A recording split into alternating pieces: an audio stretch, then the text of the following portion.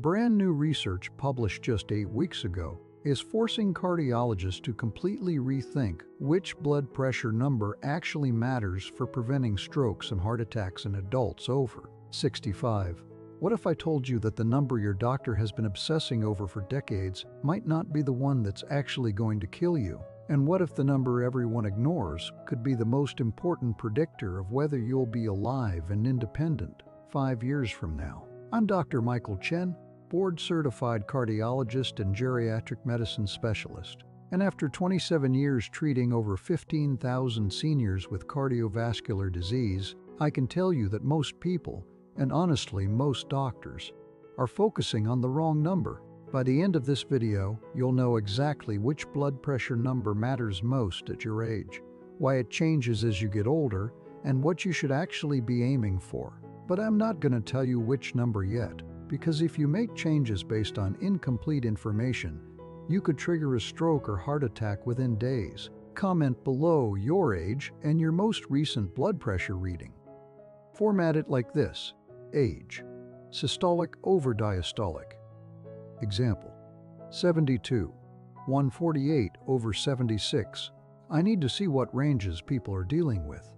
Let me tell you about Harold, because this story is going to change how you think about blood pressure forever. Harold was 76 years old, a retired postal worker living in Austin, Texas with his wife of 53 years, Dorothy. Harold had high blood pressure for about 20 years, nothing unusual for a man his age. He'd been taking blood pressure medication faithfully every single morning, never missed a dose. He saw his primary care doctor every 3 months like clockwork. Harold took his health seriously because his father had died of a stroke at age 68, and Harold was determined not to let that happen to him. At his appointment in September of last year, Harold's blood pressure in the office was 152 over 64. His doctor looked at the numbers and immediately focused on that top number. "Harold, your systolic is too high," his doctor said. "We've talked about this. We need to get that number below 130. Ideally below 120. That top number is what causes strokes." Harold's doctor increased his amlodipine from 5 milligrams to 10 milligrams and added a second medication, hydrochlorothiazide, a diuretic. "Take these every morning," the doctor instructed. "Come back in 6 weeks and we'll recheck. We're going to get that systolic down."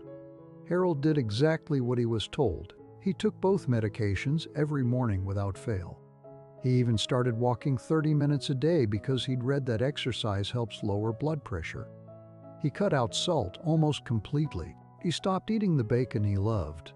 He measured his blood pressure at home with the monitor Dorothy had bought him for his birthday. Over the next few weeks, he watched that top number come down: 148 over 60, 142 over 58, 136 over 56. He was thrilled. The medications were working. He was protecting himself from a stroke, just like his doctor wanted. At his 6-week follow-up in late October, Harold's blood pressure in the office was 128 over 54. His doctor was pleased. "Much better, Harold. That systolic is right where we want it. Below 130? Good job. Keep taking your medications exactly as you are." Harold left the appointment feeling proud. He'd done everything right. His systolic was finally under control. His doctor was happy. He was preventing a stroke. But then Harold started noticing something strange about 3 weeks after that appointment. He'd get up from his recliner to go to the bathroom and feel momentarily dizzy. Not severe, just a brief sensation that the room was tilting. It would pass within seconds. He mentioned it to Dorothy one evening.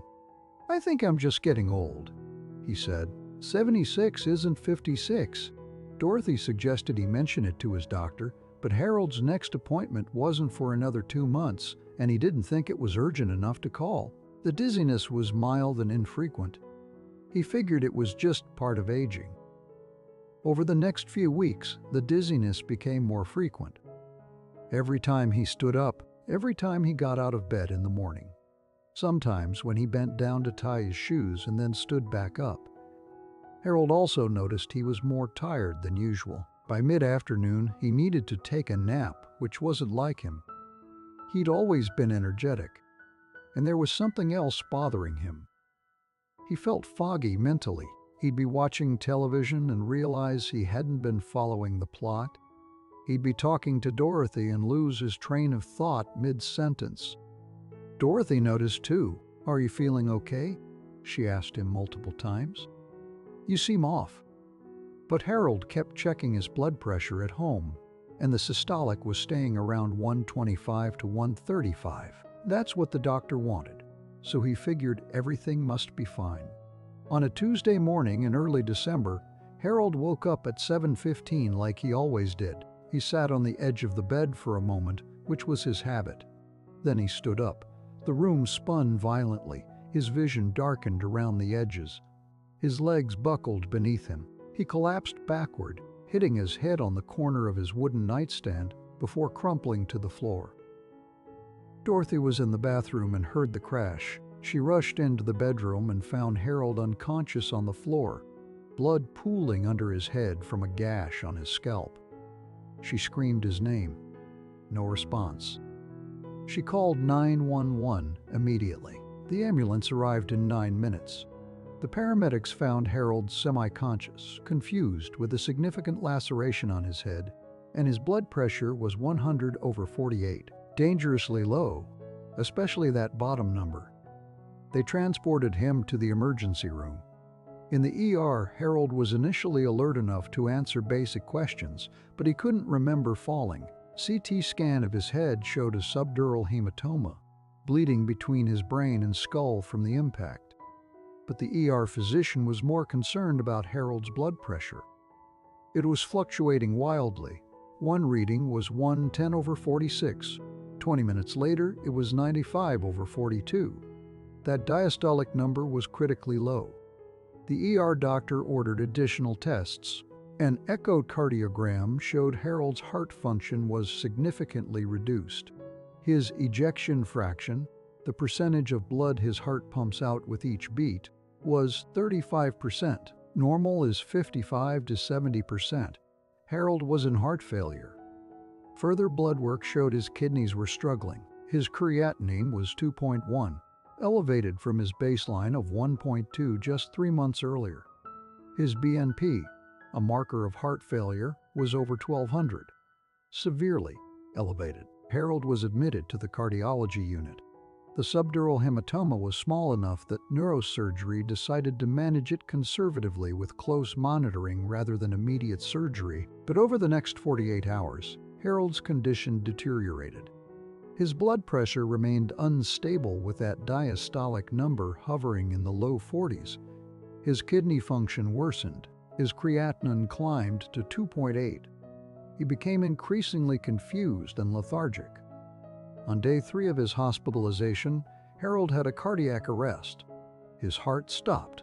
The code team rushed in and performed CPR. They got his heart beating again after 4 minutes, but Harold had suffered significant brain injury from the lack of oxygen combined with the bleeding in his head. Harold was transferred to the intensive care unit on a ventilator. Over the next week, his family faced impossible decisions. The neurologist told Dorothy and their 2 adult children that Harold had severe brain damage. Even if he survived, he would likely never regain meaningful consciousness. After 10 agonizing days, the family made the decision to withdraw life support. Harold died surrounded by his wife and children 2 days before Christmas, 11 weeks after his doctor increased his blood pressure medications to get that systolic number down. Dorothy was devastated. She couldn't understand what had happened. Her husband had been following doctor's orders. His blood pressure was under control. That systolic number was below 130, just like the doctor wanted. How did he go from having controlled blood pressure to dead in less than 3 months? At Harold's funeral, Dorothy spoke to Harold's best friend, another retired postal worker named Jean, who said, "Harold was doing everything right. He was so proud that he finally got his pressure under control." Dorothy didn't have an answer. Neither did Harold's primary care doctor, who sent a sympathy card saying, "Harold was a wonderful patient. This was a terrible tragedy." But here's what Dorothy found out later when she requested all of Harold's medical records and took them to a cardiologist for review. Here's what made her angry enough that she's now advocating for other seniors to understand blood pressure better. Harold's death was completely preventable. When the cardiologist reviewed Harold's records, he pointed out something that Harold's primary care doctor had completely missed. He pointed to that bottom number, the diastolic. At Harold's September appointment, his diastolic was 64. After the medication increase, it dropped to 60 at his October appointment. Then, 54. And Harold's home blood pressure readings that he'd been dutifully recording showed his diastolic trending down into the low 50s and even high 40s in the weeks before his fall. Nobody was paying attention to this number, the cardiologist told Dorothy. Everyone was focused on getting the systolic below 130, but in doing that, they pushed his diastolic dangerously low. When your diastolic pressure drops below 55 or 60 in an older adult, especially someone with underlying heart disease, you're starving the heart of blood flow. The diastolic pressure is what fills the coronary arteries, the blood vessels that feed the heart muscle. When it drops too low, the heart doesn't get enough oxygen. Over time, this causes heart failure. It also causes dangerous drops in blood pressure when standing, which is why Harold was dizzy and why he ultimately fell. The cardiologist showed Dorothy a concept called pulse pressure, the difference between systolic and diastolic. Harold's pulse pressure in September was 88, which was already high. After the medication increase, it went to 74 in October, then 82 by the time of his fall because his systolic was 128 and diastolic was only 46. A pulse pressure over 60, especially over 70 or 80, indicates stiff arteries and is actually a stronger predictor of heart attack and stroke than systolic pressure alone, the cardiologist explained. But more importantly, that low diastolic was killing his heart. If someone had recognized this and reduced his medications instead of increasing them, Harold would almost certainly still be alive. Dorothy was devastated all over again. Her husband died because everyone was looking at the wrong number. Comment diastolic if you or someone you know has been told to focus only on that top systolic number while the bottom number gets ignored. I'm reading every comment because I need people to understand how incredibly common this pattern is.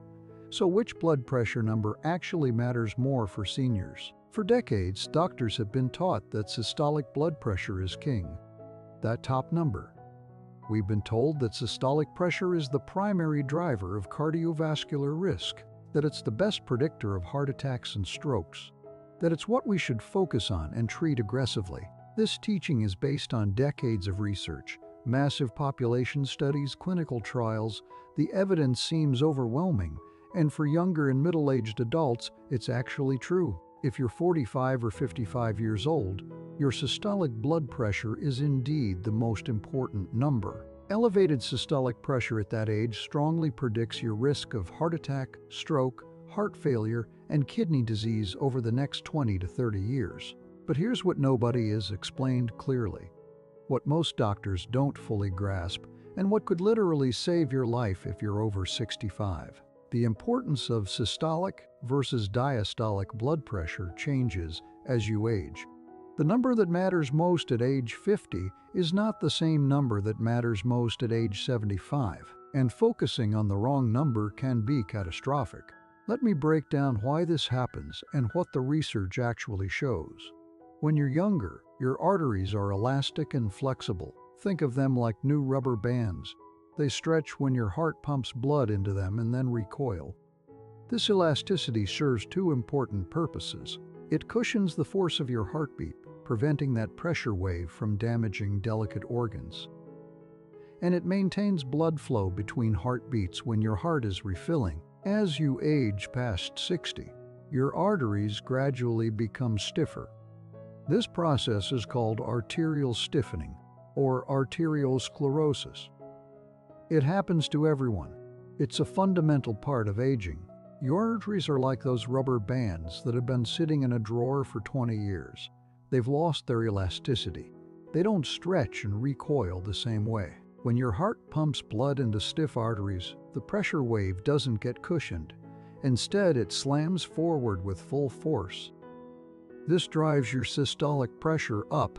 At the same time, because the arteries don't recoil effectively between heartbeats, the diastolic pressure drops. This is why the classic blood pressure pattern in older adults is isolated systolic hypertension. High systolic, normal, or low diastolic. For years, everyone focused on that elevated systolic as the problem. And it is a problem if it gets too high. Systolic pressure over 160 definitely increases stroke risk, but research over the past 15 years has revealed something that changes everything. In older adults, especially those over 70, low diastolic pressure is actually more dangerous than moderately elevated systolic pressure. Let me say that again because it's critical.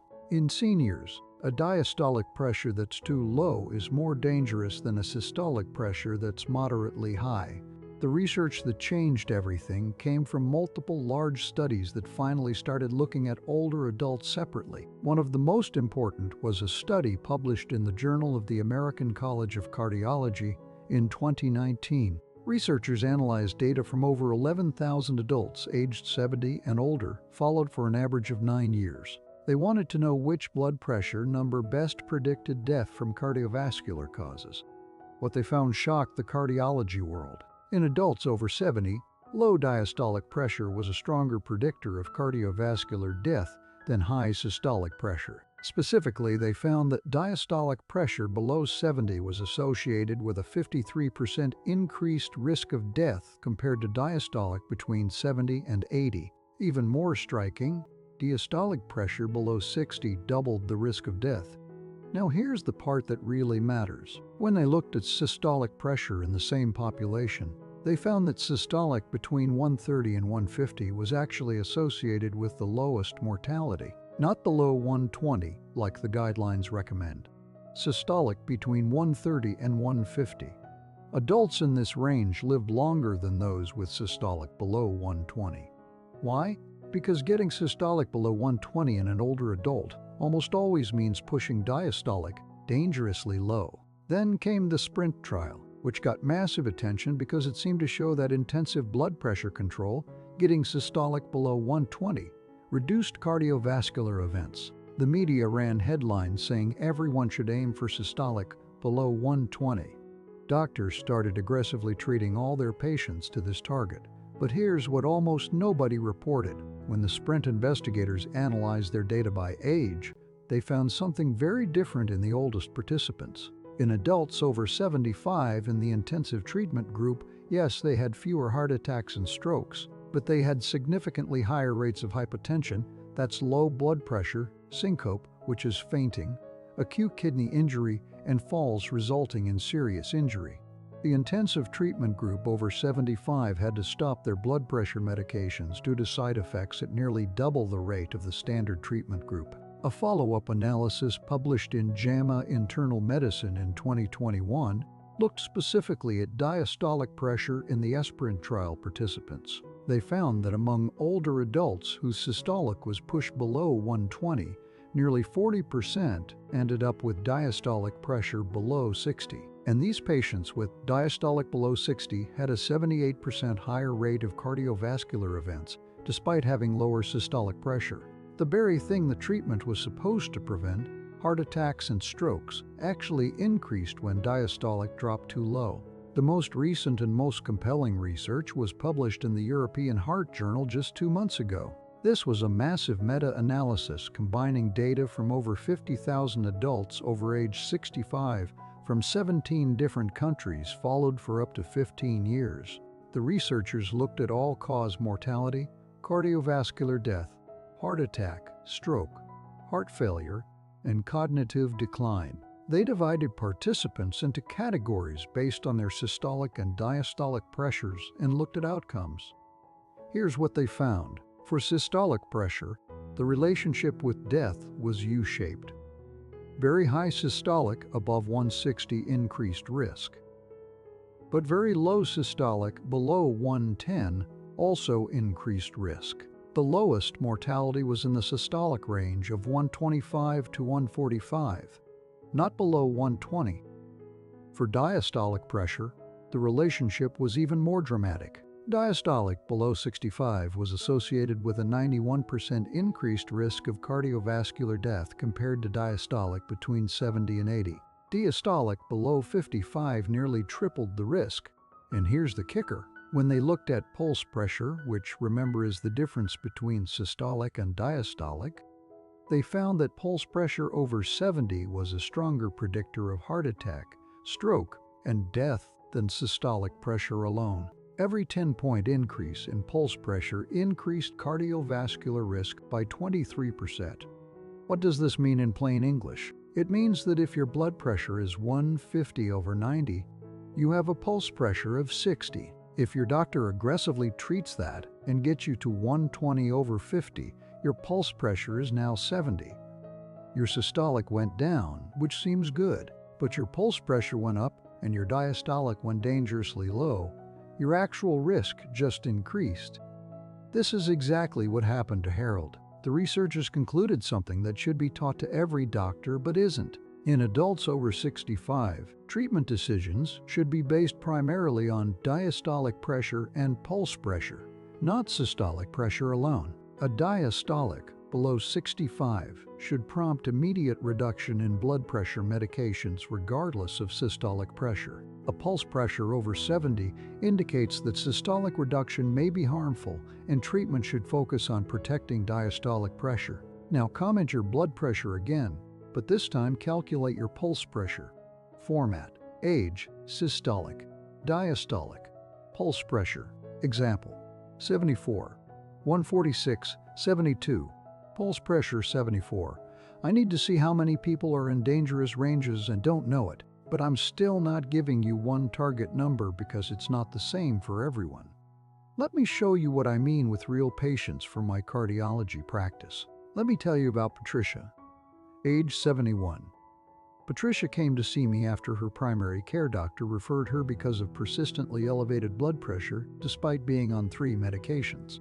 When I first met Patricia, her blood pressure in my office was 158/86. Her doctor was frustrated because no matter what medications he tried or how high he pushed the doses, Patricia's systolic stayed in the 150s. He'd sent her to me asking if there was some secondary cause of hypertension he was missing. I took a detailed history. Patricia felt fine. No symptoms. She was active, playing tennis 3 times a week, traveling with her husband, volunteering at her church. She had no history of heart disease, stroke, or kidney disease. Her only medical issue was high blood pressure, which had been diagnosed 10 years earlier. When I examined Patricia, her heart and lungs sounded normal. I checked her blood pressure in both arms. Left arm was 156/84. Right arm was 154/86. I had her stand and checked it again after 2 minutes. Standing, she was 152/82. No significant drop. I calculated her pulse pressure. 72. Elevated but not extreme. I ordered additional testing. Echocardiogram showed normal heart function with mild left ventricular hypertrophy, some thickening of the heart muscle from years of high blood pressure, but nothing severe. Her ejection fraction was 62%. Excellent. Kidney function was completely normal. No protein in her urine. I checked for secondary causes. Aldosterone and renin levels were normal. Renal artery ultrasound was normal. There was no hidden cause. Patricia simply had essential hypertension with age-related arterial stiffening. Here's what I told Patricia. Your systolic pressure is elevated at 158. In an ideal world, we'd like it lower, but you're on 3 medications already, and I'm concerned that adding more or increasing doses is going to push your diastolic too low. Your diastolic is currently 86, which is perfect. Your pulse pressure is 72, which is on the high side but acceptable. You have no symptoms. Your heart function is good. Your kidneys are fine. I don't think aggressive treatment to get your systolic below 130 is going to help you. In fact, I think it's likely to harm you by dropping your diastolic below 60 or 65. Patricia was confused. But my other doctor said I need to get my systolic down or I'm going to have a stroke. I explained the research I just told you about. I showed her the data on older adults. I explained that her current blood pressure, while not perfect, was actually in a safe range for her age. More importantly, I explained that attempting to push her systolic lower would almost certainly push her diastolic dangerously low and increase her risk rather than decrease it. We made a plan. Instead of adding medications, we actually reduced one. We stopped her hydrochlorothiazide because diuretics tend to lower diastolic more than systolic. Over the next month, Patricia's blood pressure stabilized at around 152/92. Her pulse pressure came down to 60. She felt great.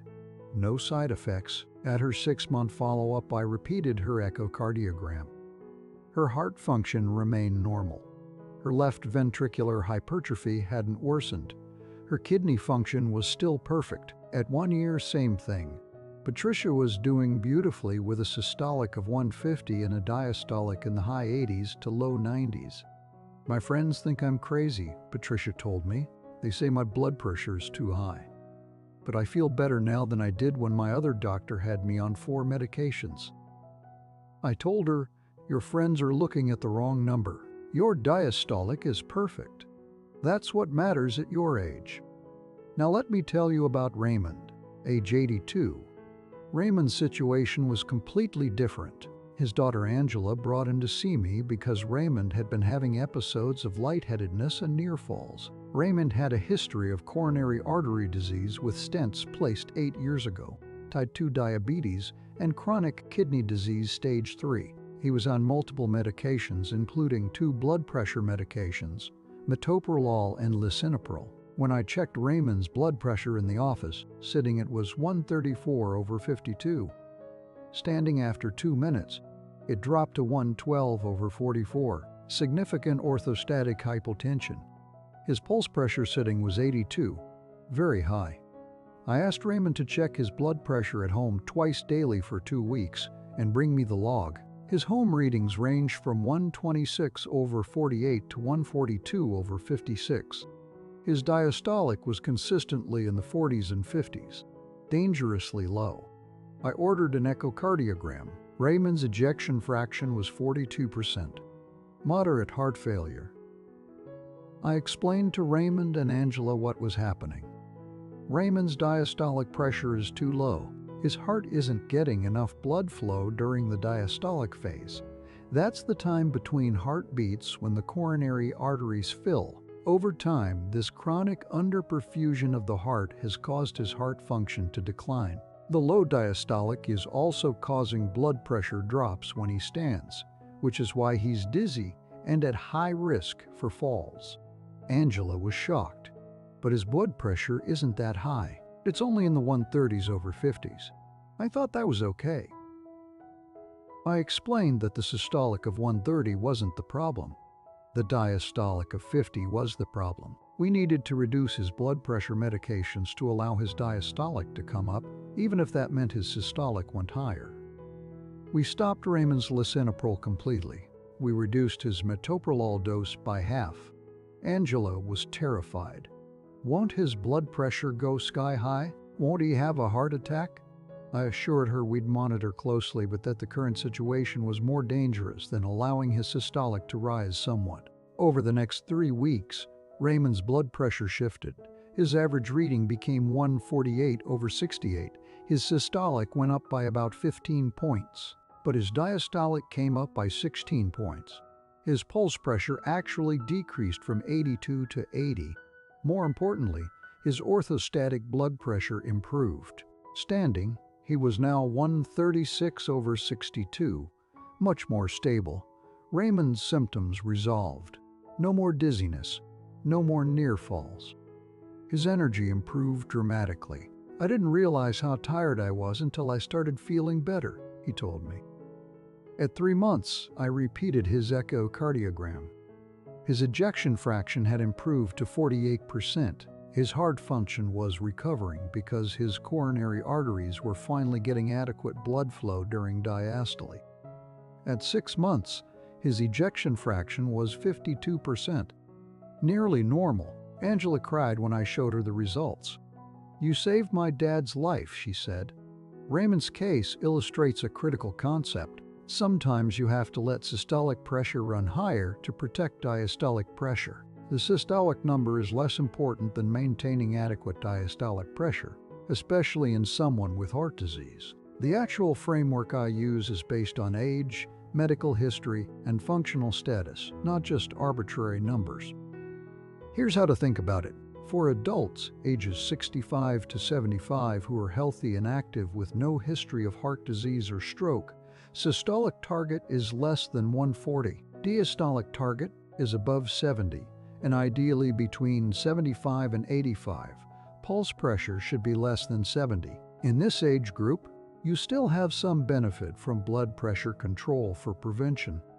But you need to start paying attention to diastolic. For adults ages 75 to 85 or those with established heart disease or chronic kidney disease regardless of age, systolic target is less than 150. Diastolic target is above 65 and ideally between 70 and 85.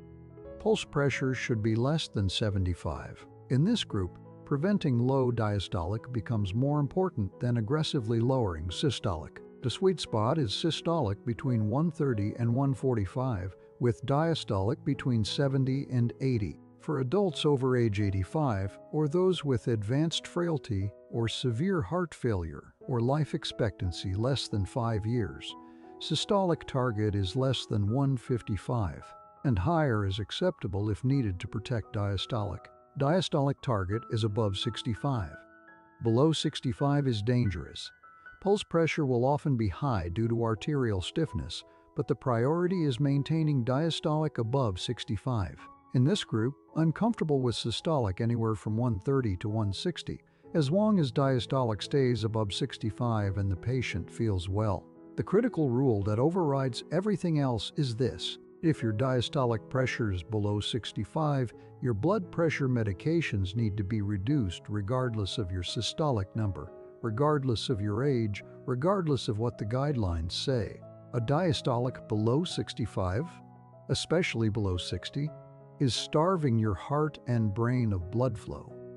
It's increasing your risk of heart attack, heart failure, stroke, falls, and death. Nothing justifies keeping someone on medications that push diastolic that low. Now I'm going to give you the complete step-by-step protocol for monitoring and managing your blood pressure with a correct focus. This is exactly what I do with my patients. You're going to want to save this video because there are specific details you'll need to reference. Step 1 is getting an accurate home blood pressure monitor.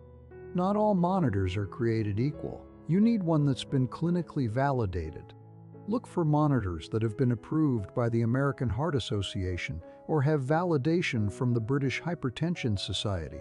The monitor should be an upper arm cuff, not a wrist monitor. Wrist monitors are notoriously inaccurate.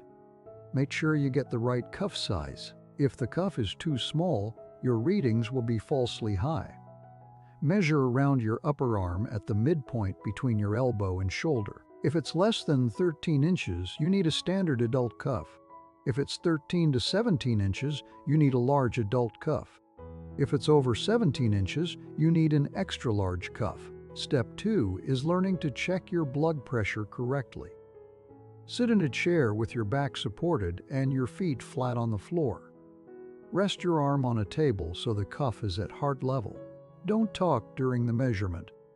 Rest for 5 minutes before taking the reading. Take 2 readings 1 minute apart and average them. Check your blood pressure twice a day, once in the morning before taking medications or eating breakfast, once in the evening before dinner. Do this for 2 weeks to get a good baseline. Step 3 is the critical part that nobody does, but everyone should. Check your blood pressure standing. After you've taken your seated reading, stand up and wait exactly 2 minutes. Then take another reading while standing. Do this at least once a day. Record both the sitting and standing readings. Calculate the difference. If your systolic drops by more than 20 points, or your diastolic drops by more than 10 points when you stand, you have orthostatic hypotension. This is a red flag that your blood pressure medications might be too strong. Even if your sitting blood pressure looks perfect, orthostatic hypotension dramatically increases your risk of falls and indicates overtreatment. Step 4 is calculating and tracking your pulse pressure. For every blood pressure reading you take, subtract the diastolic from the systolic. Write down this pulse pressure number. Track it over time. If your pulse pressure is consistently over 70, especially over 80, this is important information your doctor needs to know. It indicates arterial stiffness and means that aggressively lowering your systolic might push your diastolic dangerously low. Step 5 is recognizing symptoms of low diastolic pressure. Many people with low diastolic pressure don't realize that's what's causing their symptoms. Watch for these warning signs: dizziness or lightheadedness, especially when standing up or changing position. Unusual fatigue or weakness that's worse than it used to be. Mental fog or difficulty concentrating. Blurred vision, feeling unsteady or off balance. Near falls or actual falls. Chest discomfort or shortness of breath with minimal exertion. Any of these symptoms in combination with a diastolic pressure below 65 should prompt immediate conversation with your doctor. Step 6 is having the right conversation with your doctor. Most doctors are so focused on systolic pressure that they don't pay adequate attention to diastolic, especially in older patients. You need to advocate for yourself. Here's a script. Doctor, I've been monitoring my blood pressure at home, and I've noticed my diastolic pressure is often below 65. I've read that low diastolic pressure in older adults increases the risk of heart problems. Can we review my medications to see if we can reduce them to bring my diastolic up, even if that means my systolic goes a bit higher? Bring your home blood pressure log showing the actual numbers. Most doctors respond well when you present data. Step 7 is understanding which medications affect diastolic more. Not all blood pressure medications lower diastolic and systolic equally. Diuretics like hydrochlorothiazide and furosemide tend to lower diastolic more than systolic. If your diastolic is low, diuretics are often the first medication to reduce or stop. ACE inhibitors like lisinopril and enalapril, and ARBs like losartan also can drop diastolic significantly. Beta blockers like metoprolol and atenolol can lower both but affect diastolic substantially. Calcium channel blockers like amlodipine tend to lower systolic more than diastolic, so they're often safer in older adults with isolated systolic hypertension. If you need blood pressure medication and your diastolic is on the lower side, calcium channel blockers might be the best choice. Step 8 is never stopping medications abruptly on your own. I cannot stress this enough. If you're concerned your diastolic is too low, do not just stop taking your blood pressure medications without talking to your doctor. Some medications, especially beta blockers, can cause dangerous rebound effects if stopped suddenly. Your blood pressure can spike. You can trigger a heart attack or stroke. The process of reducing blood pressure medications needs to be gradual and supervised. Typically, we reduce or stop one medication at a time, wait 2 to 3 weeks, monitor blood pressure closely, then decide if further changes are needed. Now let me address the most common questions and concerns. Question 1. My doctor says I need my systolic below 120 because I have diabetes and heart disease. Isn't that more important than my diastolic? This reflects older thinking that's been disproven by recent research. Even in patients with diabetes and heart disease, if you're over 65, low diastolic pressure is more dangerous than moderately elevated systolic pressure. The AC Sorden trial, which looked specifically at diabetic patients, found that pushing systolic below 120 in older diabetics increased mortality. Similarly, research in heart disease patients over 70 found that diastolic below 60 was associated with worse outcomes despite lower systolic pressure. Your doctor may not be aware of this newer research. Bring the information to them. Question 2. If I let my systolic run in the 140s or 150s, Won't I definitely have a stroke?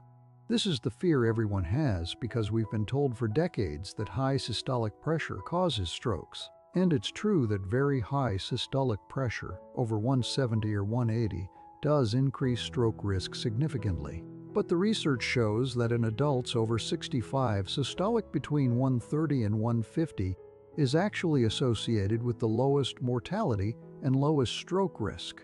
The increased stroke risk doesn't really kick in until systolic is consistently over 160. Meanwhile, if you push your systolic below 120 and your diastolic drops below 60 in the process, you've actually increased your stroke risk because low diastolic pressure reduces blood flow to the brain. Question 3.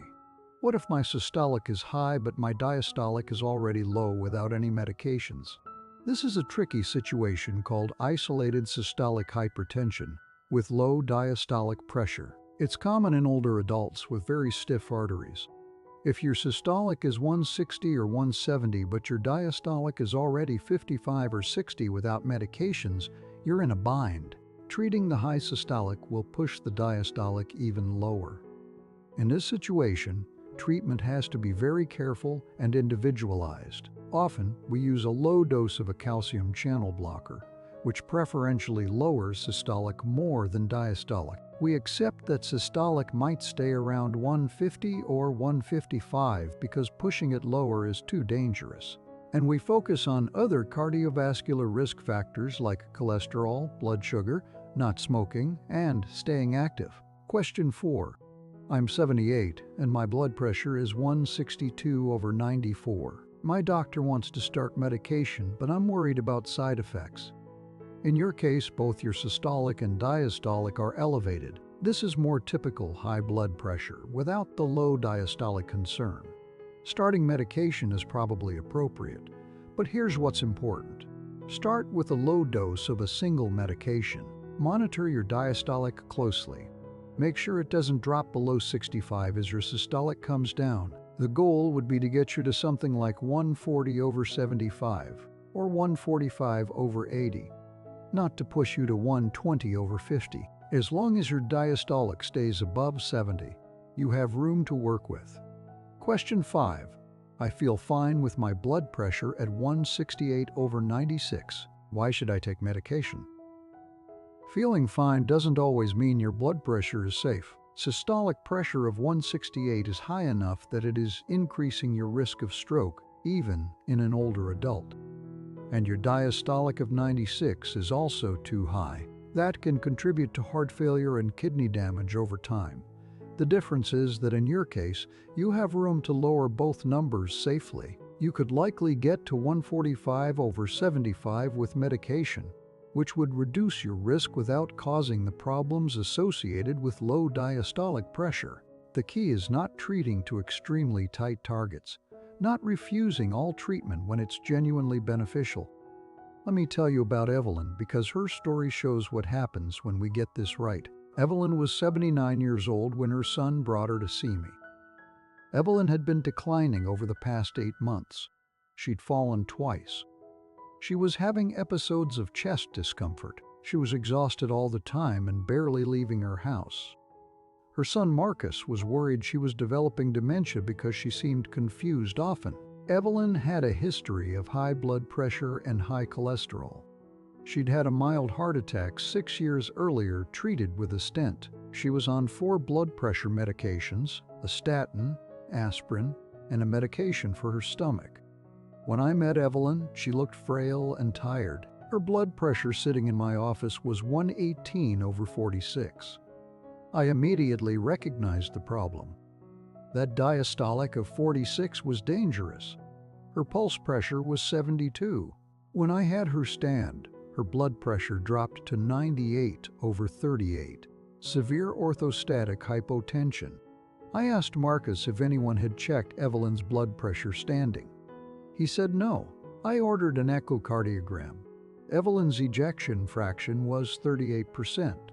She was in heart failure, likely caused by chronic underperfusion from years of low diastolic pressure. I explained to Marcus what was happening. Your mom's blood pressure is too low, especially that bottom number. Her heart isn't getting enough blood flow. Over time, this has damaged her heart function. It's also causing dangerous drops in her blood pressure when she stands, which is why she's fallen and why she feels so terrible. Marcus was stunned, but her doctors have always said her blood pressure is well controlled. They said it's perfect. I told him it's too perfect. It's causing more problems than it's solving. We made significant changes. We stopped 2 of Evelyn's 4 blood pressure medications immediately. We reduced the dose of a 3rd medication. We kept only her low-dose ACE inhibitor because she needed it for heart protection after her stent. Marcus was nervous. What if her blood pressure goes sky high? I told him we'd monitor closely, but that I was more worried about it staying too low than going too high. Over the next 3 weeks, Evelyn's blood pressure changed dramatically.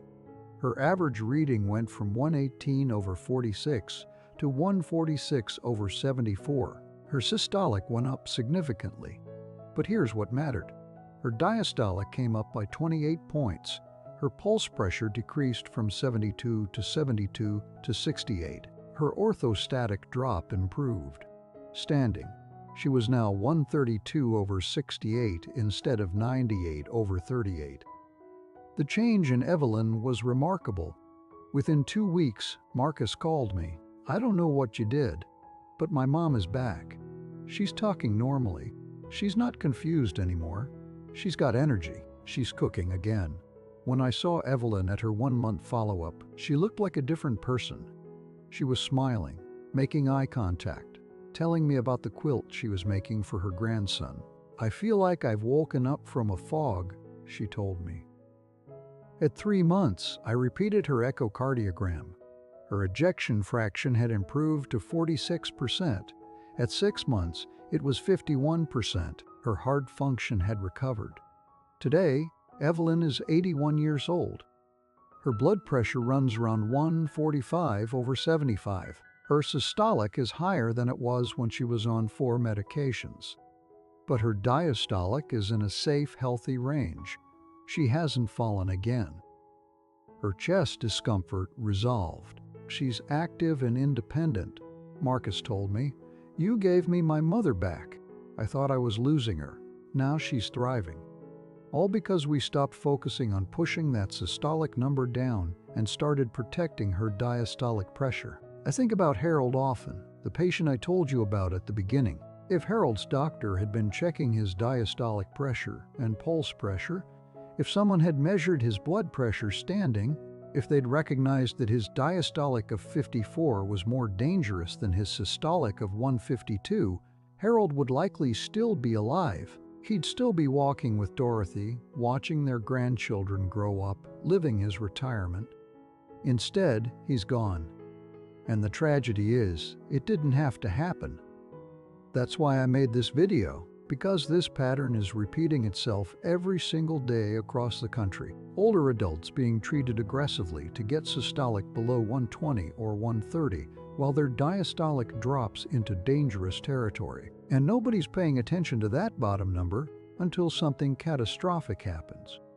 You now have knowledge that will literally protect your heart and your brain. You understand that systolic pressure isn't the only number that matters. And in fact, after age 65, diastolic pressure and pulse pressure are often more important. You know that low diastolic pressure, especially below 60, starves your heart of blood flow and increases your risk of heart failure, heart attack, and death. You've learned that pushing systolic too low in older adults often causes more harm than benefit if it drops diastolic into the danger zone. You can now advocate for yourself by monitoring your diastolic pressure at home, checking your blood pressure standing to look for orthostatic drops, calculating your pulse pressure, and bringing this data to your doctor with specific questions. This information is power, but only if you act on it. Here's exactly what I want you to do. First, if you're over 65 and on blood pressure medication, check your blood pressure at home for 1 week. Check it twice a day, sitting and standing. Calculate your pulse pressure for each reading. If your diastolic is consistently below 65, or if you have significant drops when standing, you need to talk to your doctor immediately. Second, Look at your most recent blood pressure readings from doctor visits. If your diastolic has been trending downward over the past year, even if your systolic looks good, this is a warning sign. Bring it to your doctor's attention. Third, if you're experiencing symptoms like dizziness, fatigue, mental fog, or falls, check your diastolic pressure. These symptoms could be your body telling you that your blood pressure, specifically your diastolic, is too low. Fourth, share this information with your spouse, your siblings, your parents, anyone over 65 who's on blood pressure medication. Most people have never even heard that diastolic pressure matters. This could save someone's life. Before you go, I want you to do 3 things. First, subscribe to this channel. My mission is to provide older adults and their families with information that's cutting-edge, evidence-based, and practical. Information that can prevent the kind of tragedy that happened to Harold. Every week I share videos on cardiovascular health, medication safety, and how to navigate getting older while staying healthy and independent. This information could save your life, or the life of someone you love. Second, share this video. Most people, including most doctors, are still focused only on systolic pressure. They don't understand that low diastolic pressure is dangerous. They don't know about pulse pressure. They're treating older adults with targets designed for younger people. This video explains what everyone needs to know. Share it with your family.